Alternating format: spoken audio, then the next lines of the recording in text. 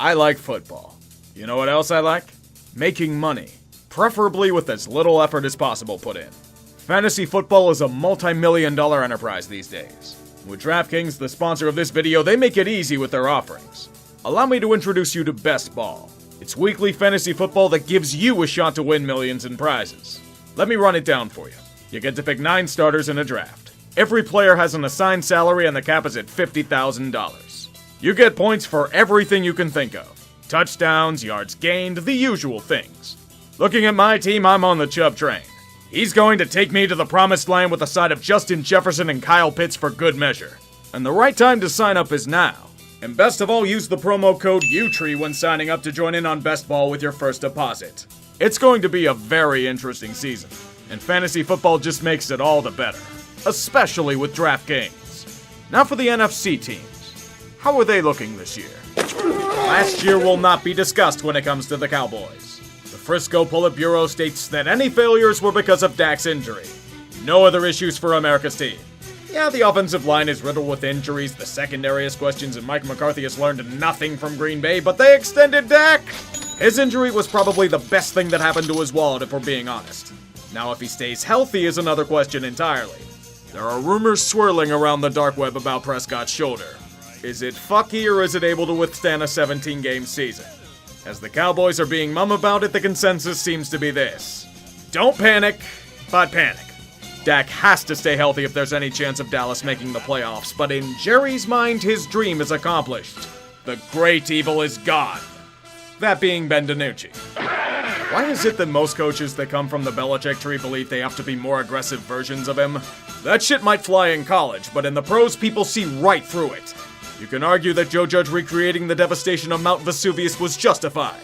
A massive fight had broken out in practice, but this appears to be a trend of Patriots assistants. Will it mean anything? I don't know. All that is that this is a critical year for New York. A shit ton of jobs are on the line if they don't have any success. If the season is a failure, all of Daniel Jones, Saquon Barkley, Dave Gettleman, and possibly more may be gone. If they were wise, they would have infused magnets in Evan Engram's hands to allow him to catch footballs. Whenever he gets back onto the field, that is. There's not much else to say on this front. The Giants did infuse talent in their receiving core with Kenny Golladay and Kadarius Toney, but that's merely one issue of a million. 2018 seems like it was a generation ago nowadays. To think we thought the Eagles could have been a dynasty under Carson Wentz. Flash forward a few years and most of that main cast is gone. Except for Howie Roseman. Does he have pictures of Jeffrey Lurie on Epstein's Island? I have no idea why the fuck that man is still here. With his terrible drafting, personnel decisions, and backstabbing of every player and coach with a damn, a lot of blood is on his hands. He can throw out Jalen Hurts to hopefully not die this season.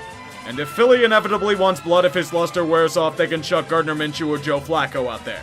They've been linked to Deshaun Watson more than once.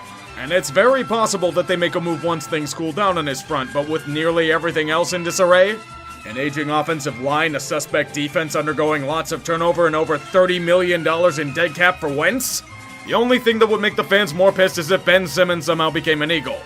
I feel bad for Nick Sirianni. Dude is such a patsy I could name him Oswald. With his magnificent tradition in tatters, Dan Snyder has groveled like a coward and pleaded with King Goodell to not make him sell the team. This past year has been pathetic. Straight pandering and overcompensating for issues he long neglected and allowed to fester. So now, as a token sacrifice, Dan Snyder is stepping back from day-to-day operations. For his wife.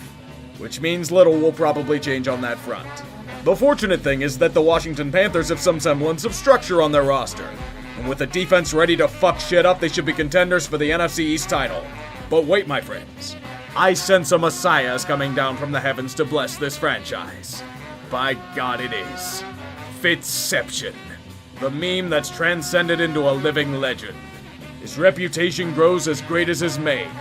And if he's at his peak, it will be a good year for Washington. Even for their eyes, Ron Rivera wishes to quash the true enemy of his might. He knows where they live. Bears fans rejoice! The executive core that has held the team back for years is still here, but you have Justin Fields now! It may force you to keep with that shitty executive core for a few more, but Justin Fields! I'd share your optimism, but remember the team you root for here. The Chicago Bears are one of the more ass-backwards organizations in football. And the best way to exemplify it is with the QB position. The fans want the Red Rifle dead. It doesn't matter if he hasn't played a game yet, they want him dead.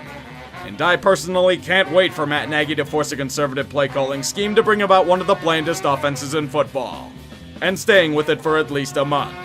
I expect the calls for Fields to start will be louder than guaranteed rate field in October, and it's probably for good cause. Maybe if they're lucky, they'll drunkenly stumble into the playoffs again, but the bigger concern for them is getting out of Soldier Field. They're looking for new digs, and there's plenty of land available in Arlington Heights.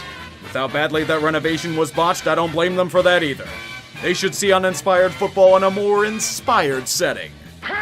Dan Campbell, the new head coach of the Detroit Lions. His enthusiastic nature and aggressive statements have captivated hot take machines across America. This is his true test. He will either be one of the greatest coaches of this generation or douche bro Freddie Kitchens. I expect no alternatives for Campbell. He'll be working with a perpetually rebuilding team that is going through another official rebuild. Matt Stafford was released from prison early for good behavior, so Jared Goff in his 1 year of success will be serving as placeholder until they find the next great talent to waste.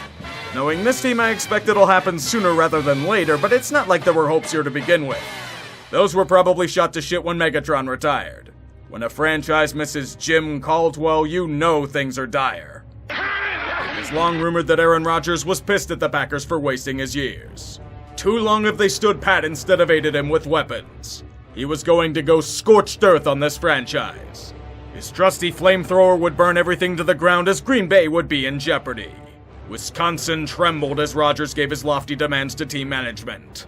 He desires Randall Cobb. That was apparently it. Now Aaron Rodgers is back in camp and playing the season, but don't let this fool you into thinking the drama is over. Far from it. This is the closest example to the last dance that the NFL can offer. If they fail again, there's a good chance the dreams are dead. Rodgers will be gone. Davante Adams will probably be gone, so is MVS. There is blinding optimism from Packer Nation, but fear as well. Fears of another NFC Championship defeat. Funny enough, that's probably what's going to end up happening again. And when it does, the rest of us will dance on your freshly dug grave. Same old Vikings. That's about what I can say for them for this go-around. Despite the pieces that may be in play to contend for the playoffs, Minnesota made news for everything off the field. Jeff Gladney saw how much of a bust Isaiah Wilson was and decided to join him in speedrunning his way out of the NFL. I hate wasted talent. Mike Zimmer has zero tolerance for those that defy his quest to win. This includes an assistant coach who was chucked into a meat grinder. But what does he do about Kirk Cousins? Buyer's remorse for Herschel Walker 2.0 grows with every passing day, and the fans are ready to have him drawn and quartered. It doesn't matter if he's encased himself in plexiglass, Minnesotans are very creative in their torture. The team has trained them well there. Perhaps Irv Smith can be encased in plexiglass, as there's a good chance he's out for the season. Things are looking rough, but hey, at least you extended Harrison Smith. I really don't understand what Atlanta's endgame is. They do nothing but choke and fail at everything they do. All signs are pointing at a painful rebuild in the near future, but the Falcons seem to be desperately clinging on to the hope that they're still competitive. Even then, riddle me this, Batman. Why are you drafting a potentially generational tight end in the first round?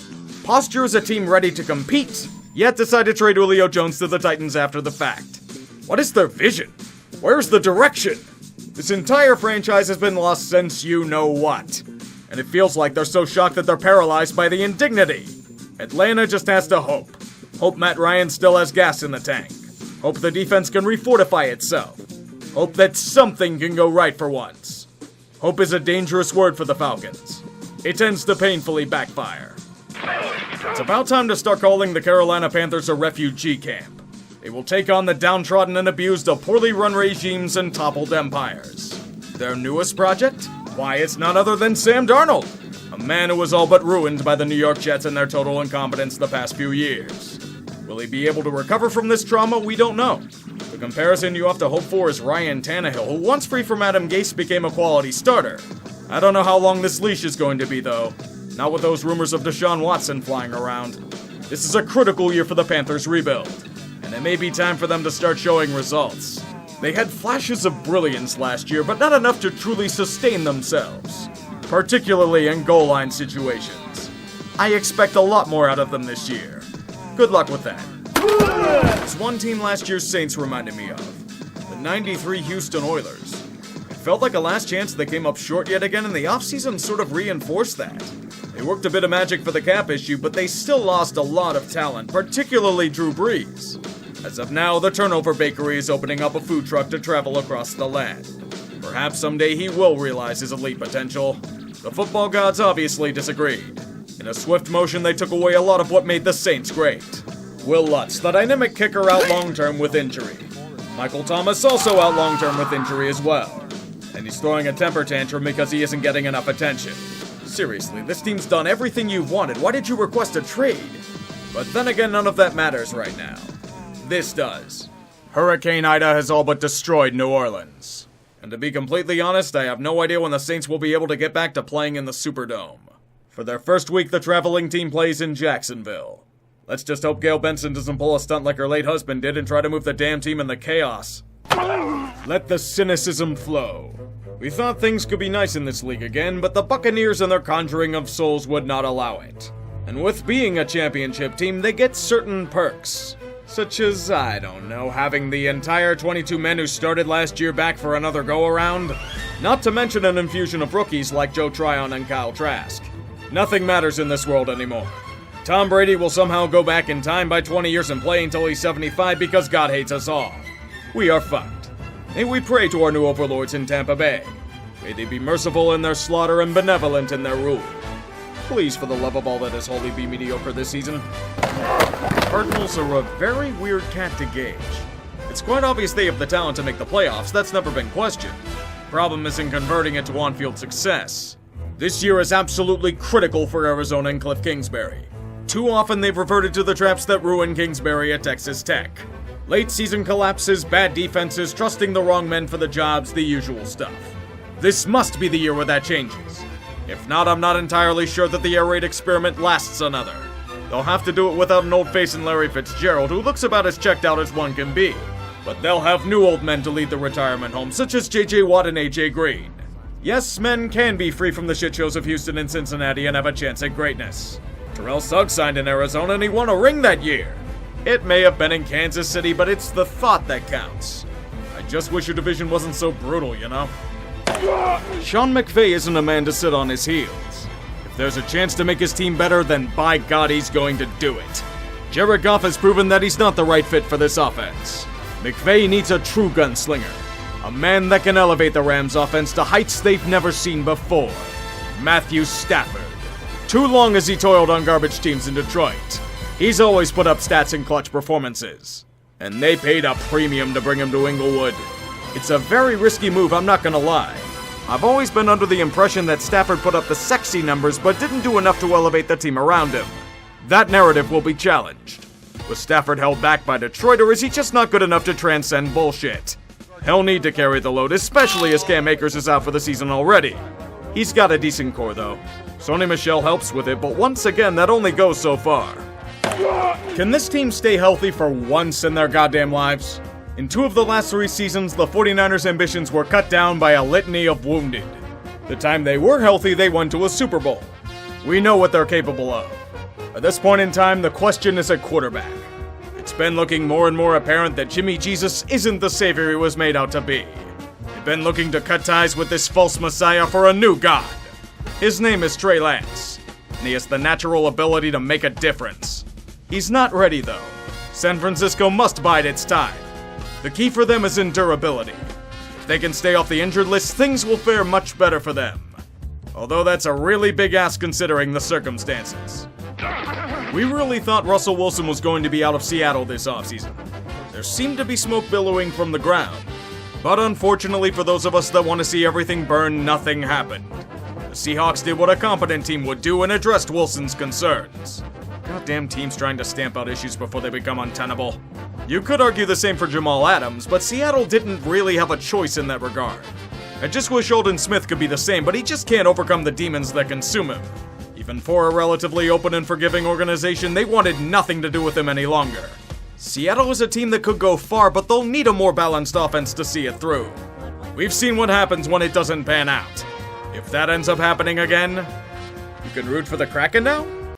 The NFC is pretty tight in a lot of aspects. A logical person would just sit back and let it all develop, but I'm an impulsive bastard. I need to make shitty predictions that backfire quickly. The NFC East will surprisingly not change hands again, and it will be Washington that pulls it out. The NFC North is still Packers territory, however. The NFC South, I hate to say it, but Brady and the Buccaneers have it on lockdown. The NFC West, though? That's tough, but I'll have to say San Francisco bounces back if they're healthy. For the wildcards, I'm rolling with Seattle, New Orleans, and the Rams. Once again, many teams can be considered for these 3 slots. With that being said, I should shut the hell up. It's time for some fucking football. This trophy, we'll see here. Oh, man. Oh, wow. Oh. They got it. That was the most important catch of the season right there.